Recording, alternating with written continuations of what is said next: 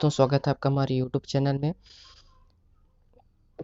आज के इस क्लास में हम 30 इम्पोर्टेंट बाल विकास एवं शिक्षण शास्त्र के एमसीक्यू की देखेंगे, है ना। ये हमारा चौथा क्लास है एमसीक्यू का। ठीक है,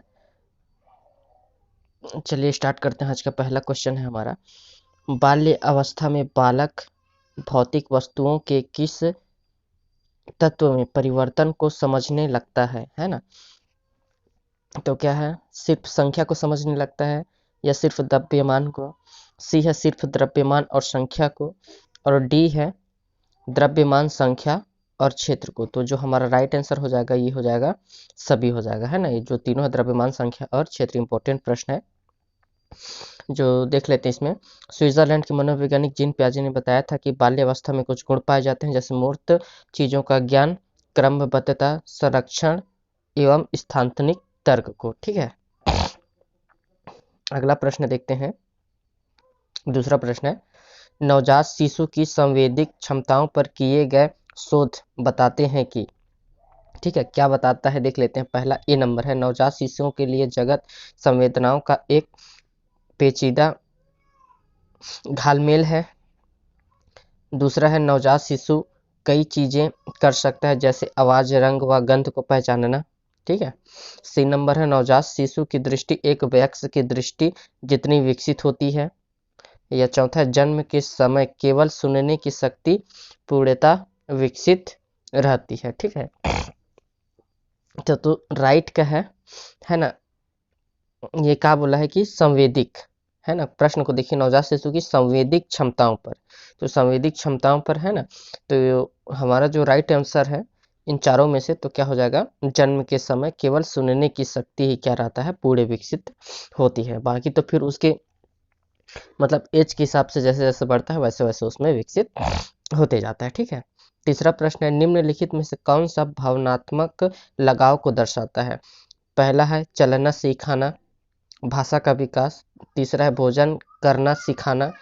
अगला है डी नंबर, अलग होने की घबराहट, है ना। तो भावनात्मक लगाव को कौन दर्शा रहा है इसमें से, इन चारों ऑप्शन में से। तो हमारा जो राइट आंसर हो जाएगा क्या हो जाएगा, डी नंबर हो जाएगा। ठीक है, डी नंबर राइट आंसर हो जाएगा, क्योंकि ये भावनात्मक अलगाव को दिखा रहा है ना। तो अलग होने की घबराहट, अब जैसे अपनी बच्चा अपनी माँ से, अपने पापा से, अपनी दादी से अगर ज़्यादा लगाव है तो उसे अलग करोगे तो बच्चा रोने लगता है। ठीक है ना। चौथा देख लेते हैं, निम्नलिखित में से कौन सा सूक्ष्म क्रियात्मक कौशल नहीं है। वस्तु को पकड़ना, कूदना, बटन लगाना या फिर भोजन करना। ठीक है, तो जो चौथा का है क्या बोला है, क्रियात्मक सूक्ष्म ना, सूक्ष्म क्रियात्मक कौशल नहीं है। तो वस्तु को पकड़ना ये सही है ना। बटन लगाना ये भी सही है, भोजन करना ये भी सही है। लेकिन जो इसमें नहीं पूछा है ना, तो याद रखिएगा इसमें जो कूदना है ये हमारा नहीं होगा। ठीक है, दो लाइन देखते हैं। सूक्ष्म क्रियात्मक कौशल छोटे कार्य हैं, जब एक बच्चा अपनी उंगली और अंगूठे के बीच बीच चीजों को उठाता है। ठीक है, पांचवा प्रश्न देखते हैं, निम्नलिखित में से कौन सीखने का अर्जन नहीं है ना। नहीं पूछा है, अब नहीं भी फोकस करना। प्रश्न को जब भी आप पढ़ोगे तो उस प्रश्न में देखना कि पॉजिटिव प्रश्न पूछ रहा है या फिर नहीं वाला नेगेटिविटी प्रश्न है उसमें, है ना। तो नहीं को याद रखिएगा। तो ऑप्शन देख लेते हैं, आदत है, दूसरा ज्ञान, परिपक्वता, अभिवृद्धि। ठीक है, तो जो हमारा पांचवा का राइट आंसर हो जाएगा साथियों, क्या हो जाएगा, अभिवृद्धि। अर्जन का क्या है, सीखने का अर्जन नहीं होता है ना। छठवां नंबर का प्रश्न देख लेते हैं, जीन पियाजे के संज्ञानात्मक विकास के चारों चरण जो है उसका सही क्रम क्या है। ठीक है, ए नंबर पे क्या है, संवेदी क्रियात्मक, औपचारिक संक्रियात्मक, पूर्व संक्रियात्मक और स्थूल संक्रियात्मक। ठीक है, बी नंबर में क्या है, पूर्व संक्रियात्मक, स्थूल संक्रियात्मक, संवेदी, है ना, और औपचारिक संक्रियात्मक। ठीक है, सी नंबर में है संवेदी क्रियात्मक, पूर्व, स्थूल और औपचारिक। ठीक, डी है पूर्व संक्रियात्मक, औपचारिक, औपचारिक, संक्रियात्मक, स्थूल, सक्रिय और संवेदी क्रियात्मक। ठीक है, तो इसका जो राइट आंसर होगा साथियों, इसका राइट आंसर हो जाएगा क्या, सही क्रम क्या है? संवेदी क्रियात्मक होता है, इसके बाद पूर्व संक्रियात्मक होता है, फिर स्थूल होता है, फिर औपचारिक होता है। ये हमारा राइट आंसर होगा सी नंबर। ठीक है, अगला देखते हैं।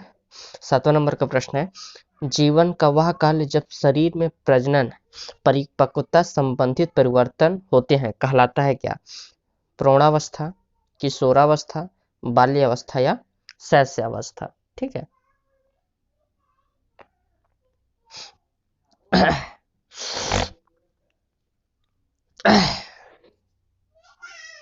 इसमें उत्तर को देखिएगा क्या है ना, इसका जो राइट आंसर हो जाएगा किशोरावस्था। ठीक है, देखिए किशोरावस्था क्या है? जीवन की वह अवधि जब शरीर में परिवर्तन होते हैं जो प्रजनन परिपक्वता की ओर लेकर के जाती है ना, किशोरावस्था कहलाती है। ठीक है, तो राइट आंसर क्या हो जाएगा? किशोरावस्था। ठीक है साथियों,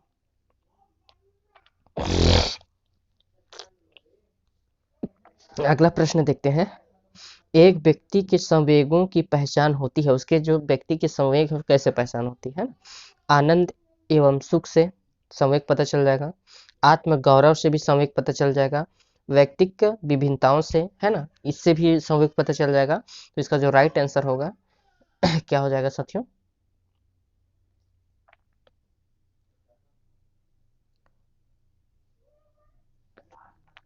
इसका जो राइट आंसर है ना, उपयुक्त में से सभी, ये हमारा जो है राइट आंसर हो जाएगा। ठीक ना। 9वां नंबर का प्रश्न है, जन्म पूर्व विकास का सही क्रम क्या है? ठीक है, जन्म के पूर्व विकास का सही क्रम पूछ रहा है। तो युग्मनज, भ्रूण और गर्भस्थ शिशु। ठीक है, बी में है भ्रूण, गर्भस्थ शिशु और युग्मनज। ठीक, तीसरा है युग्मनज, गर्भास्थ शिशु या भ्रूण, और डी नंबर है गर्भावस्था शिशु, भ्रूण और युग्मनज, है ना। तो इसका जो राइट आंसर हो जाएगा क्या हो जाएगा? डी नंबर क्या हो जाएगा? गर्भावस्था शिशु, भ्रूण और युग्मनज। ठीक है, 10वां नंबर प्रश्न देखते हैं। किस अवस्था में शारीरिक और मानसिक संवेगक परिवर्तन के शीघ्र होता है? किशोरावस्था, बाल्यावस्था, वृद्धावस्था, प्रौढ़ावस्था। तो इसका हमको पता है क्या हो जाएगा? किशोरावस्था। किशोरावस्था परिवर्तन की अवस्था कहलाती है जिसमें मानव के शारीरिक, मानसिक और व्यवहारिक परिवर्तन जो है शीघ्र से होता है। ठीक है, 11वां नंबर का प्रश्न है, बालकों में शारीरिक तथा गत्यात्मक विकास की दिशा होती है, सिफिलोकोडल है, प्रोक्सीमोडिटल है, ये भी दोनों है या निश्चित नहीं है? क्या बोल रहा है? बालकों में शारीरिक और गत्यात्मक विकास की दिशा,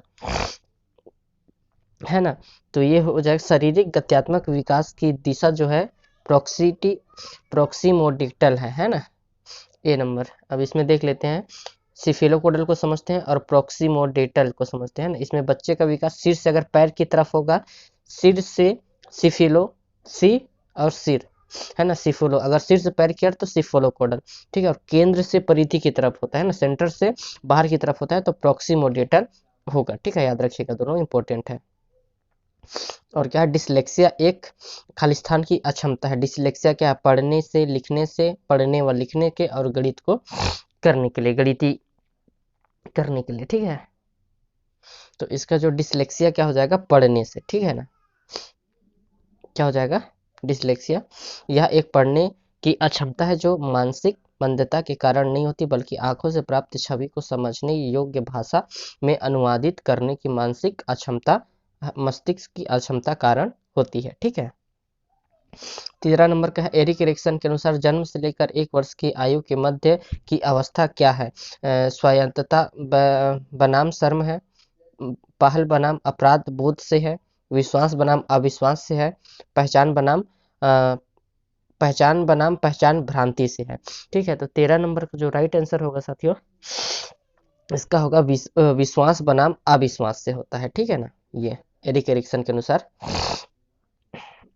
एरिक एरिक्सन एक विकासात्मक मनोवैज्ञानिक थे जिन्होंने मनोसामाजिक विकास का सिद्धांत दिया था, जिसमें उन्होंने मानव व्यक्तित्व विकास को 8 चरणों की श्रृंखला में बांटा जो कि बाल्यावस्था से प्रौढ़ावस्था तक है।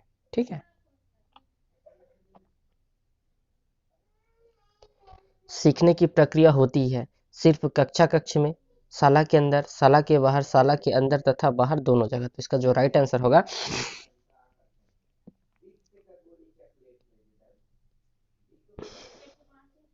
डी नंबर है। क्या होगा? D number.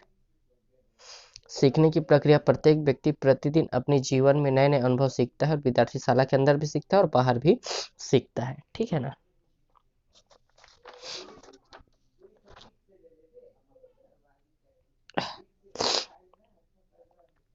प्राकृतिक व शोषण पोषण विकास को कैसे नियंत्रित करते हैं, है ना। प्राकृतिक के पोषण विकास को कैसे नियंत्रित करते हैं? पहला है जन्म तथा प्राकृतिक के ज़्यादा महत्वपूर्ण होती है, जिसके पश्चात पोषण की भूमिका होती है, ठीक है ना। दूसरा है पूरे मानव विकास के दौरान प्राकृतिक ज़्यादा महत्वपूर्ण होती है। तीसरा प्राकृतिक केवल गर्भाधान व जन्म पूर्व के समय महत्वपूर्ण होती है। प्राकृतिक व पोषण गर्भावस्था से लेकर विकास को नियंत्रित करने की अतः क्रिया होता है, ठीक है। तो जो 15 का राइट आंसर होगा हमारा ए डी नंबर होगा। प्राकृतिक व पोषण गर्भावस्था से लेकर विकास को नियंत्रित करने में अंतः क्रिया करते हैं, ठीक है। 16 नंबर प्रश्न है वायु गुणसूत्र में खालिस्तान नामक जीन होता है जो एक रासायनिक पदार्थ उत्पादित करता है जिसके कारण युग्मनज का विकास नर रूप में होता है। SYR, SYR, SRY और RYS। तो इसका जो राइट आंसर हो जाएगा 16 का क्या होगा? 16 का SRY, ठीक है। 17 है टेरेट्रोजन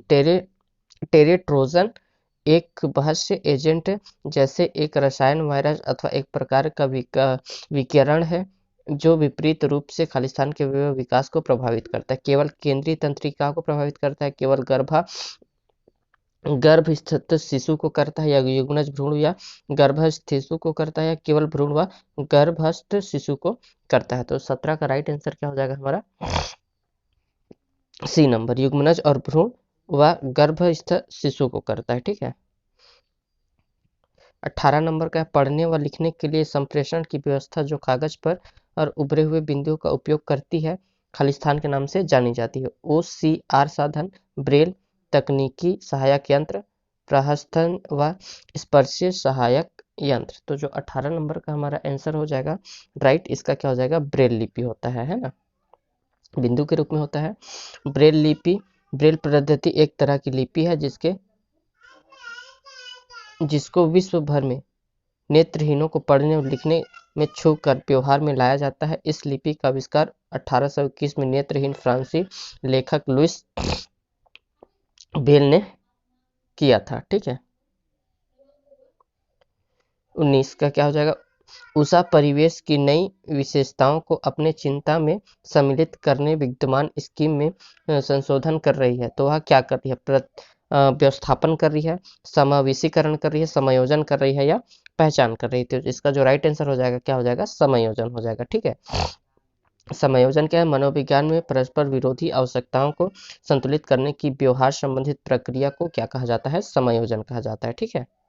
20वां नंबर का प्रश्न, एक बच्ची जो कहती है कि चोरी करना गलत है क्योंकि वह पकड़ी जा सकती है, वह है कोलहर की कौन सी अवस्था में? सजा व आज्ञाकारिता का चरण फर्स्ट है। तो इसका राइट आंसर ये हो जाएगा, है ना 20 का, ठीक है। 21 नंबर का देख लेते हैं। दृश्य स्थानिक दुष्क्रिया एक खालिस्तान अपंगता है, क्या है? मानसिक है, अधिगम है, या शारीरिक है या सामाजिक है। तो ये क्या होता है 21 का? 21 का जो हमारा राइट आंसर हो जाएगा क्या हो जाएगा? बी नंबर, एक अधिगम का अक्षमता है ना। और IIET शिक्षकों का एक समूह होता है जो है ना खालिस्तान है। पहला है व्यक्तिगत विकलांगों छात्र की पात्रता से संबंधित समस्या के हल में नियमित शिक्षाविदों की सहायता करता है। दूसरा विकलांग बच्चों में पाठ्यक्रम को विकसित करने में सहायता करता है। तीसरा विशिष्ट बच्चों को पढ़ाता है। और चौथा है सामान्य बच्चों को पढ़ाता है, ठीक है।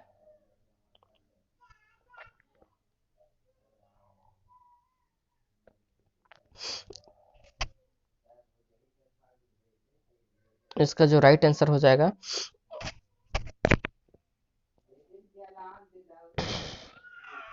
ए नंबर। ठीक है। इंटरवेस असिस्टेंस टीम एक विशेष टीम है जिसे शिक्षकों, अभिभावकों और छात्रों की सहायता के लिए तैयार किया जाता है। इसका गठन उन बच्चों को संबोधित करने के लिए किया जाता है जो व्यवहार शिक्षावादियों या सामाजिक भावनात्मक समस्याओं का सामना करते हैं, है ना। 23 नंबर का है, लता जानती है कि पीले और नीले रंग को मिलाने पर हरा रंग प्राप्त होता है। जब उसे पूछा गया कि नीले और पीले रंग को मिलाने पर कौन सा रंग प्राप्त होगा तो वह उत्तर नहीं दे सकी। उसकी सोच में कमी है ना। तो संरक्षण की, उत्क्रमितता की, जादुई सोच की या स्पष्टता की। तो 23 नंबर का जो हमारा राइट आंसर हो जाएगा बी नंबर होगा। क्या, किसका? उत्क्रमणीयता की, है ना। ये क्या, उत्क्रमणीयता एक बच्चे में तब आती है जब वह विधित रूप से सोचकर अपने विचार को बदल सकता है। ठीक है। अब ICDS कार्यक्रम खालिस्तान के आयु समूह के बच्चों के लिए उपलब्ध होता है। तो किसके लिए उपलब्ध होता है? डी नंबर, 10 वर्ष से ऊपर के लिए इंपॉर्टेंट है, याद रखना, है ना। इसमें क्या है कि यह कार्यक्रम कब शुरुआत हुआ था? 2 अक्टूबर 1975 को किया गया था, जो कि भारत सरकार के प्रमुख कार्यक्रमों में से एक है, जो सभी बच्चों 0 से 6 की देखभाल की विकास के लिए ये अनूठे कार्यक्रमों को क्या करता है? प्रतिनिधित्व करती है। ठीक है। 25वां नंबर का प्रश्न है, एक बड़ा बच्चा छोटे बच्चे को शब्द पहेली पूरा करने में सहायता करता है। बड़ा बच्चा कहता है कि रुको, एक समय में एक शब्द ही भरो। बड़ा बच्चा क्या कर रहा है? रटने में छोटे बच्चे की मदद कर रहा है, समझने में छोटे बच्चे की मदद कर रहा है, चर्चा के माध्यम से छोटे बच्चे की मदद कर रहा है, स्केप फोल्डिंग कर रहा है ना। तो इसका जो राइट आंसर हो जाएगा स्केप फोल्डिंग कर रहा है। ठीक है। स्केप फोल्डिंग एक प्रकार का प्रकार की शिक्षण प्रक्रिया है जिसमें बच्चे को दिए जाने वाले निर्देश मात्रा स्वरूप के विकास के लिए उसके स्तर के अनुरूप होता है। ठीक है। 26वां नंबर है, विशिष्ट बालक कौन है? शारीरिक विकसित विकलांग, मानसिक मंद है, जिनकी शारीरिक विशेषता सीखने की क्षमताओं में सामान्य से भिन्न होता है, जो जोखिम पर होता है। तो इसका राइट आंसर क्या हो जाएगा? C number. ठीक है। विशिष्ट बालक, सॉरी, इसका जो राइट आंसर होगा सी नंबर, है ना। सी नंबर होगा राइट है, सी आंसर ही होगा, यही होगा, है ना। जिनकी शारीरिक क्षमताओं में सीखने के सामान्य से भिन्न होती है। ठीक। विशिष्ट बालक से तात्पर्य प्रभावशाली बच्चे या मानसिक मंदता वाले बच्चे से है। ठीक है।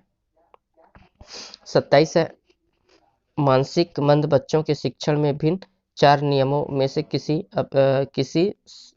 किसे नहीं अपनाना चाहिए? तो साधारण से जटिल, मूर्त से अमूर्त, पूर्ण से अंश और केवल साधारण से मूर्त। तो किसे नहीं अपनाना चाहिए? ठीक है, ये कह रहा है। तो 27 का हमारा राइट आंसर क्या हो जाएगा? ए नंबर। क्या हो जाएगा? साधारण से जटिल। ठीक है। अंतर्दृष्टि का सिद्धांत कहता है कि किसी भी वस्तु या घटना को समग्र रूप से देखा जाना चाहिए। एक शिक्षक को पहले पाठ्य से शुरुआत कर चरणबद्ध तरीके से उनके भागों का परिचय देना चाहिए। ठीक है। 28 का है, मानसिक मंदता से तात्पर्य महत्वपूर्ण रूप से सामान्य से क्रम बौद्धिक प्रकृति से है, जो सहसामयिक रूप से जुड़ी या परिणाम स्वरूप समायोजन व्यवहार है जो विकासात्मक अवस्था में प्रदर्शित होती है। परिभाषा खालिस्तान द्वारा दी गई है। तो जो 28 का जो परिभाषा दिया है, किसने दिया है? AAMR ने। ठीक है। शिक्षण योग्य बच्चों की बुद्धि लब्धि खालिस्तान होती है। शिक्षण योग्य बच्चों की बुद्धि लब्धि क्या होता है? इसका राइट आंसर क्या हो जाएगा? 50 या 75 से 90 तक का होता है। ठीक है ना। आज का लास्ट प्रश्न, 30वां प्रश्न, प्राथमिक संवेग है क्या है? गर्व, शर्म, सहानुभूति, असर्ब है गुस्सा, गर्भ, भय, ग्वालिन और शर्म, गुस्सा, सहानुभूति। तो जो 30वां नंबर का प्रश्न है, इसका जो है ना, प्राथमिक संवेग क्या कहलाता है? शर्म, गुस्सा और सहानुभूति। प्राथमिक संवेग में क्रोध, भय, प्रशंसा, आश्चर्य, अद्वितीय में अनुभूति, ईर्ष्या और शर्म आता है। ठीक है। आज के वीडियो में इतना ही साथियों। अगर वीडियो अच्छा लगा होगा तो वीडियो को लाइक करिएगा और चैनल पहली बार आए हैं तो चैनल को सब्सक्राइब करिएगा। धन्यवाद।